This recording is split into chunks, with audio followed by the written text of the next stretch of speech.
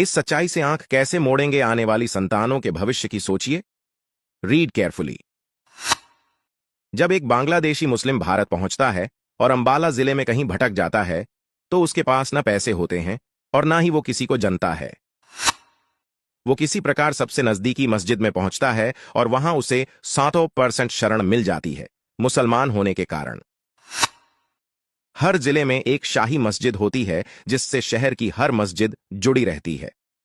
तत्पश्चात वो बांग्लादेशी अंबाला जिले की शाही मस्जिद में भेज दिया जाता है, जहां उसे चोरी छुपे शरण मिल जाती है। हर जिले की शाही मस्जिद दिल्ली की जामा मस्जिद से जुड़ी रहती है।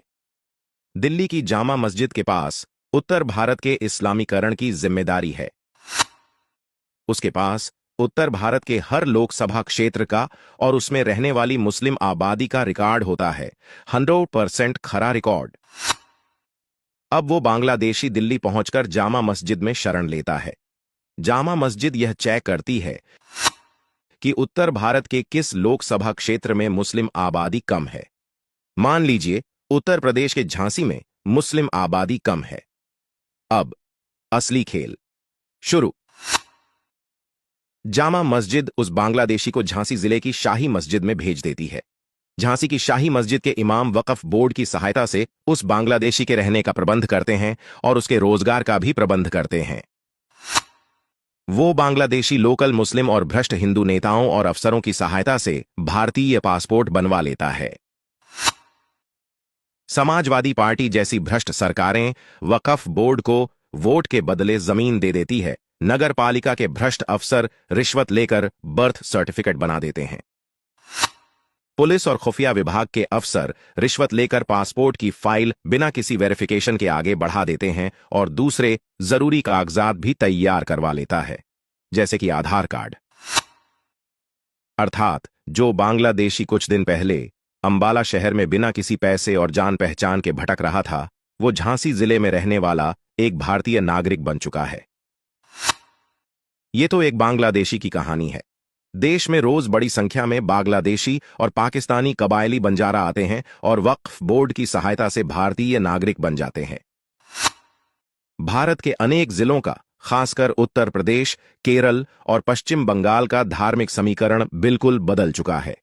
2021-22 की जनगणना में इन जिलों में हिंदू अल्पसंख्यक हो सकते हैं। वर्तमान भारतीय सरकार को देश हित के कार्यों में विपक्ष का असहयोग क्यों किया जा रहा है, उसकी असली वजह समझने के लिए खुद पढ़े और समझे और अपने हिंदू बंधुओं को समझाएं। नया आधार लिंक कराने से महाराष्ट्र में 10 लाख गरीब गायब हो गए। उत्तराखंड में भी कई लाख फर्जी बीपीएल कार्डधारी गरीब खत्म हो गए। 3 करोड़ 3,000 से ज्यादा फर्जी एलपीजी कनेक्शन धारक खत्म हो गए। मदरसों से वजीफा पाने वाले 1,25,000 फर्जी बच्चे गायब हो गए। 1.5 करोड़ 15,000 से ऊपर फर्जी राशन कार्डधारी गायब हो गए। ये सब क्यों और कहां गायब होते जा रहे हैं? चोरों का सारा काला चिट्ठा खुलने वाला है। इसीलिए सारे चोर ने मिलकर माननीय सर्वोच्च न्यायालय में याचिका दायर कर दी कि आधार लिंक हमारे मौलिक अधिकारों का हनन है। चोरों को प्राइवेसी का कैसा अधिकार? कंपनी के एमडी मोदी ने फर्जी 3 लाख से ज्यादा कंपनियां बंद कर दी हैं। 2 राशन डीलर नाराज हो गए। 3 प्रॉपर्टी डीलर नाराज हो गए। 4 ऑनलाइन सिस्टम बनने से दलाल नाराज हो गए हैं। 5 40,000 फर्जी एनजीओ बंद हो गए हैं, इसलिए इन एनजीओ के मालिक भी नाराज हो गए। 6 नो 2 की इनकम से प्रॉपर्टी खरीदने वाले नाराज हो गए। 7 ई टेंडर होने से कुछ ठेकेदार भी नाराज हो गए। 8 गैस कंपनी वाले नाराज हो गए।